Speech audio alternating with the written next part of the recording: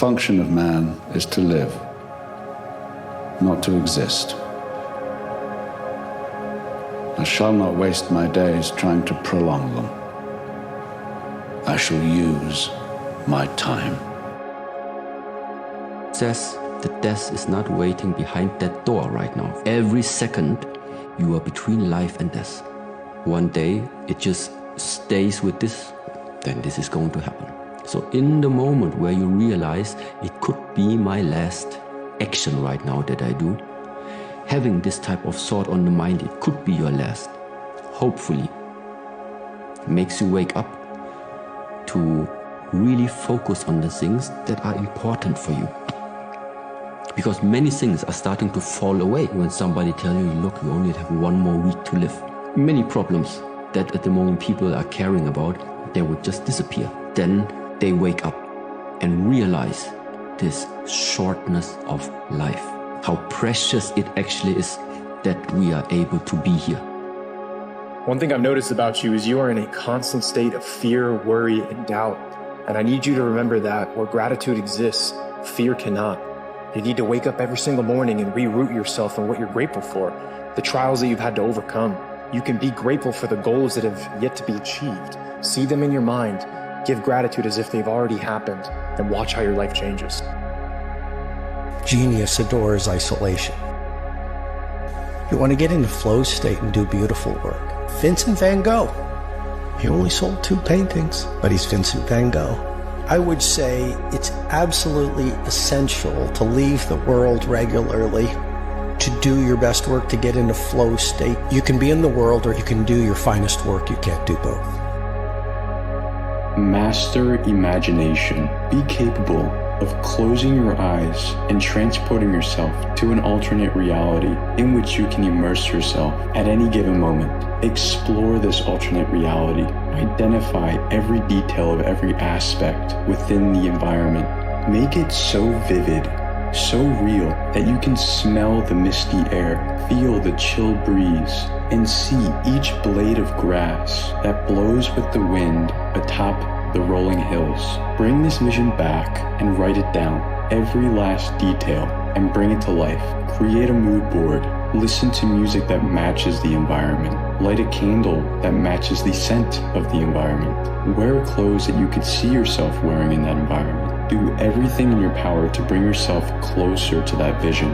And sooner than you believe, your vision will be your reality. I promise.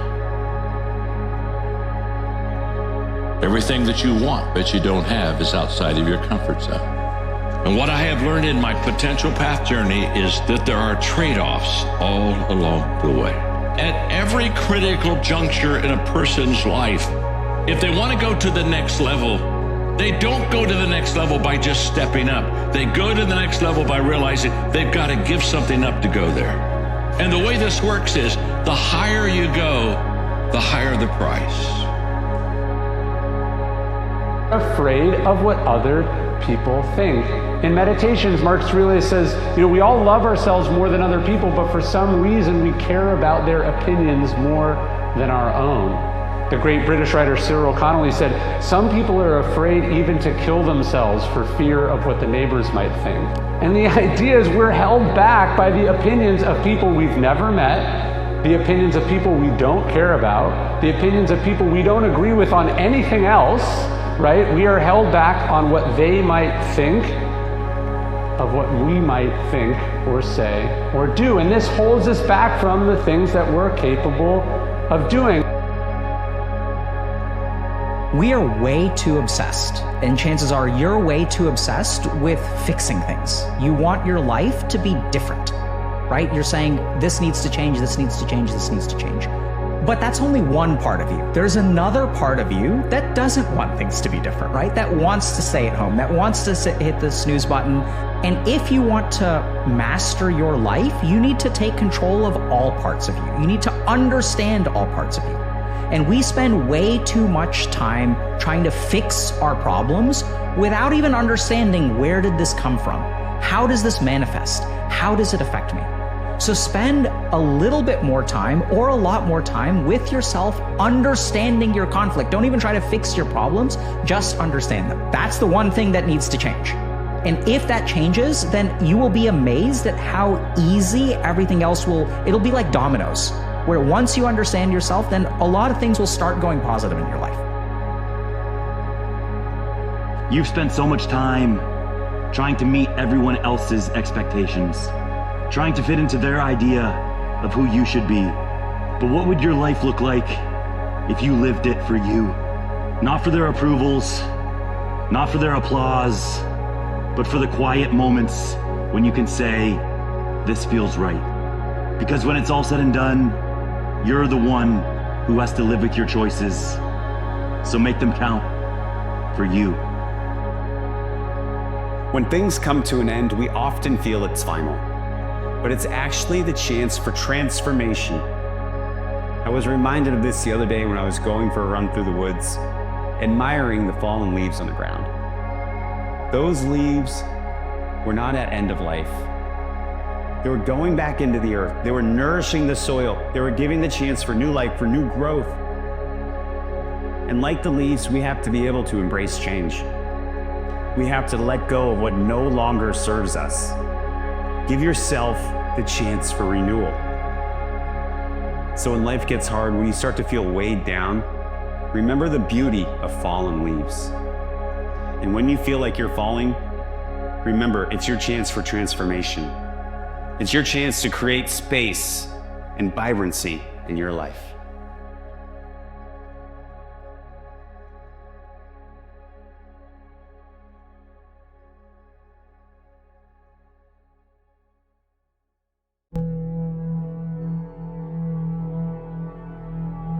Do you feel like you're constantly running, chasing something better, something bigger, yet never truly arriving?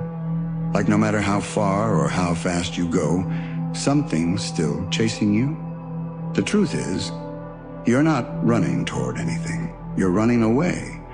Away from the fears that haunt you, the regrets that eat away at you, the pain you've tried to bury deep down. And I'm here to tell you something you might not want to hear. There's only one way to truly escape. You can't outrun the darkness. You can't drown it out with noise. You have to turn around, face it, embrace it. It's not going to be easy. It's not going to feel good. But the person you become on the other side will thank you. The strength, the clarity, and the purpose you're searching for. It's all waiting for you in the very place you've been avoiding. When was the last time you sat in complete silence? No phone, no music, no friends to distract you, just you and your thoughts. For most people, the idea is terrifying. Why? Because in the silence, the truth comes out. The things you've been avoiding, the doubts, the failures, the mistakes, they all rise to the surface. And we've been conditioned to think that facing those things is weakness. But let me tell you something.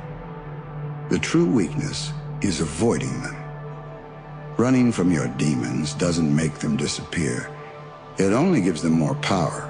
They follow you everywhere, lurking in the shadows, growing stronger every time you try to bury them. And the more you run, the more control they have over your life. But here's the thing. Those demons, that darkness, that's not your enemy. It's a part of you. A part of you that's crying out to be understood, to be acknowledged.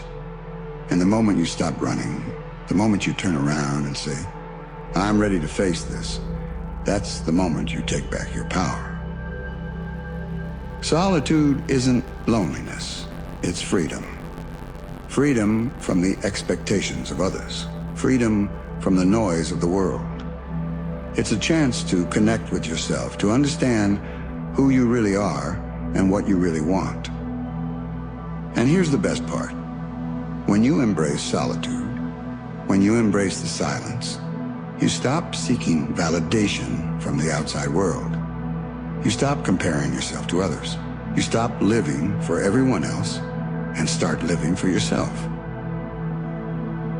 The darkness isn't just a place of pain, it's a place of transformation.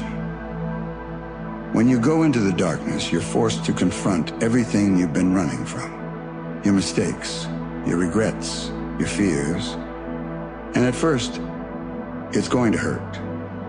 It's going to feel like the weight of the world is on your shoulders. But that's where the magic happens. Because in the darkness, you learn what you're really made of. You learn that you're stronger than your fears, braver than your doubts, and more capable than you ever thought possible. The darkness strips away everything you thought you were and forces you to rebuild yourself from the ground up. And when you come out the other side, you're not just a better version of yourself, you're unstoppable. So how do you do it? How do you stop running and start facing the things you've been avoiding? 1. Start with silence. Turn off your phone. Step away from the noise. Find a quiet place where you can just be. At first, it's going to feel uncomfortable. You're going to want to distract yourself. But don't. Sit with it. Let the discomfort come. 2. Acknowledge your fears. Write them down, speak them out loud. Whatever it takes to bring them into the light. Because the more you try to suppress them, the more power they have. But when you name them, when you face them, they lose their grip on you. 3. Ask the hard questions. What am I afraid of? What am I running from? What do I need to change? These aren't easy questions, but they're necessary. 4. Take small steps. Facing your demons doesn't happen overnight. It's a process.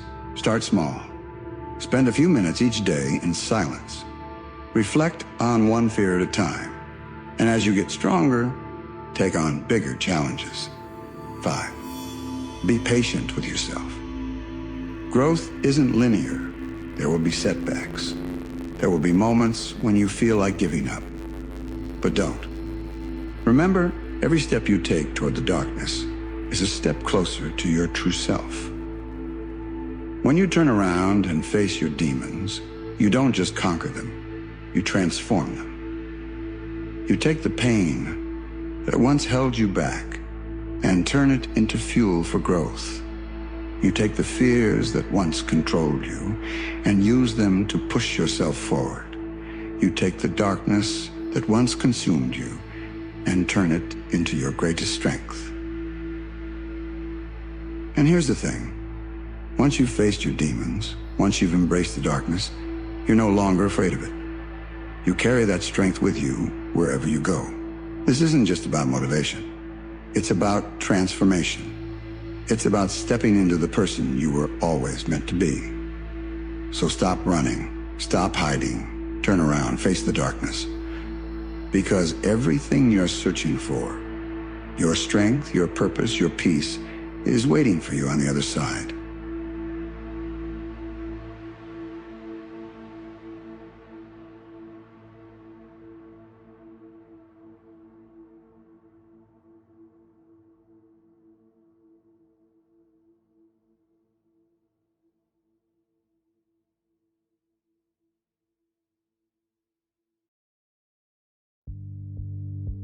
People who have done phenomenal things, the journey that people go through, what is the inner conversation that they have, the inner monologue?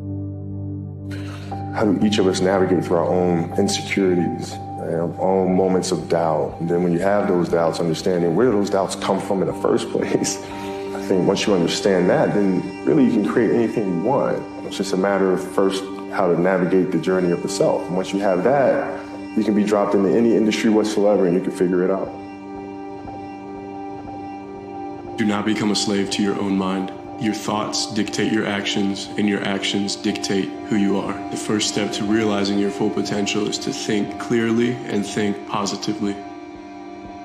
It's not that life is short, as Seneca reminds us. It's that we waste a lot of it. And why do we waste it? Why do we waste this precious resource? Because we think that we have an unlimited amount of it. We think we'll get to it later. Marcus Aurelius says you could be good today, but instead you choose tomorrow, right? And we do that because we think we have tomorrow. We tell ourselves that lie. What you could say is the biggest lie in the world, right? I'll do it tomorrow. I'll do it later. I'll do it when the kids are older. I'll do it when things go back to normal. you don't know that you have that. That's the power of this Stoic exercise, Memento Mori. Memento Mori is the embracing of the moment that you are in and the acceptance that you might not get that many more future moments. That's the power of Memento Mori. It's not supposed to be depressing. It's supposed to be clarifying, right? It's supposed to make you do that thing now, to stop believing that you have time to waste. Whatever's in front of you isn't as big as you make it out to be. We start to make these very small things enormous because we allow our minds to take control and go away from us. We have to regain control of our mind. We've all overcome so many things in our lives, but we forget them. And a lot of times we don't spend enough time like reflecting back in our lives, realizing how great we truly are. We go through something, we put it back, and we go on. And life is gonna always challenge us, always challenge us. And during that challenging moment, we panic. We forget who we truly are. Most situations, usually we can find the strength to handle them just through having the right mental process. What exactly are you waiting for? Everything that you have been wishing for is right there waiting for you. All you have to do is show up. If you make a consistent and honest effort in pursuing your dreams, you will succeed.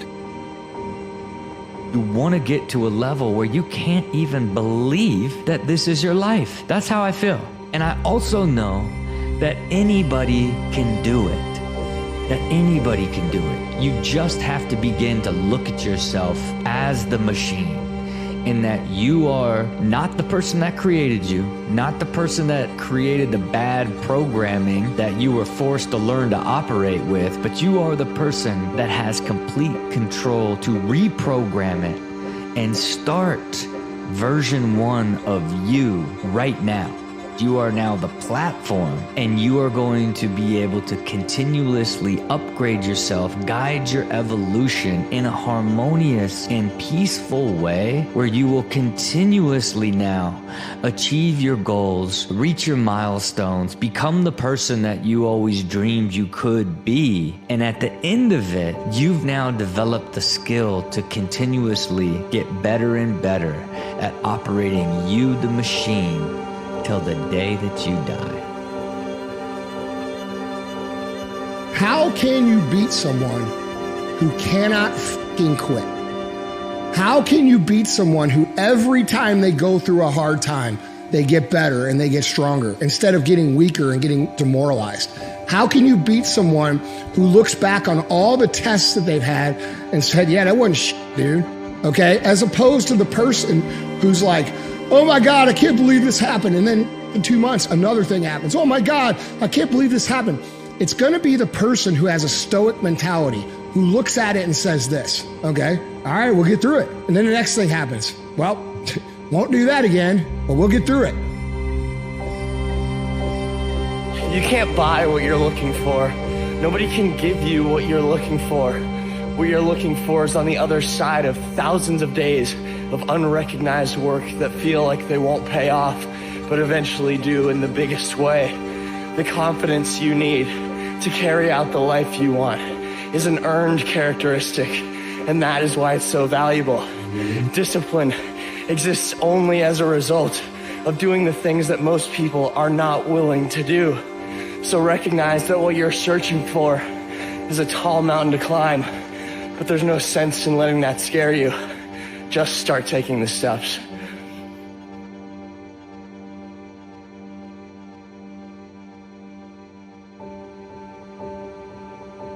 When our brain starts to go through suffering, when our brain starts to go through pain, or starts to go through insecurities, when we start to feel uncomfortable with ourselves, our brain gives us a way out.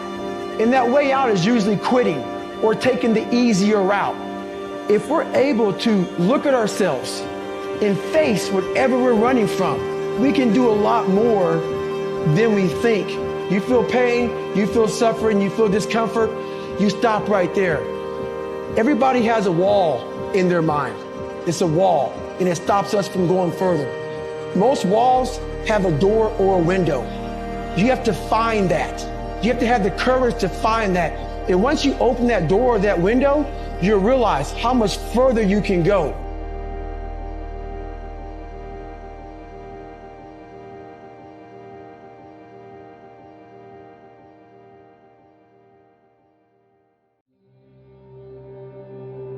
In psychology, there is an expression called a sense of control.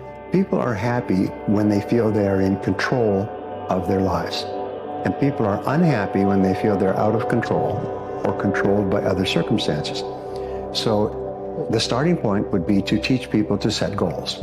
Setting goals is the master skill of success because from it, everything else is possible. And they can be personal goals, financial goals, but teach them how to set goals. So learn how to set goals first day. What are your goals for this week, this month, this year, 5 years? Where do you want to be in 10 years?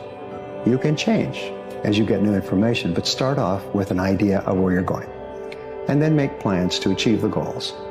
And then organize the plans. Now, each day, you plan your day in advance, and you use your time, and you work on achieving the goals that are important to you. You set priorities, and you do things of high value rather than things of low value. You don't owe anyone an explanation for keeping your circle tight and your energy protected. Silence isn't weakness, it's strength that doesn't need an audience. Not everyone will get you, and that's okay. Those who resonate with you will understand without you having to say a word. Stay true to yourself. Preserve your energy for what really matters. In a world loud with distractions, be the calm that others need. The people we admire the most are the ones that stand alone. They're willing to take risks. They're willing to take chances.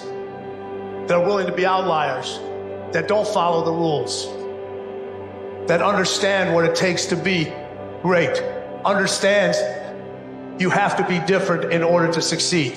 You have to take a different path. You can't follow what everybody else is doing.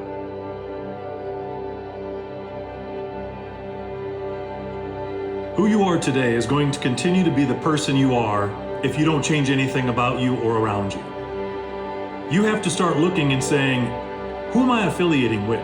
And what level are they at? And if I'm at equal level with them, I have to start looking for new people to affiliate with. If I'm going to become the average of the people I hang out with, then I want to make sure I'm leveling up in who I'm hanging out with. It's when I get complacent and I decide to coast, that's when I roll backwards. So I want to keep driving. I want to keep driving to the next level. I want to find out what motivates me and I want to go after it. I have to define that. I have to figure out what it is that motivates me, but then I can go after it. And I can find the people that have done it. I can find the people that have blazed that trail. And I can follow them. I can follow them to a certain point. But just like if I'm walking through snow and I follow the person in front of me and I walk in their tracks, eventually I have to go make my own tracks. But by following through those tracks, I've realized I understand how to walk through that snow even better. So when I venture off on my own, yeah, it'll be slow at first, but I'll know what I'm doing because I've seen it done. I'm gonna learn from others. I'm gonna do what they did to get to where they are, and then I'm gonna grow and do it even better. I'm gonna level up by finding people who've been there before me. You're not failing because of the circumstance or situation.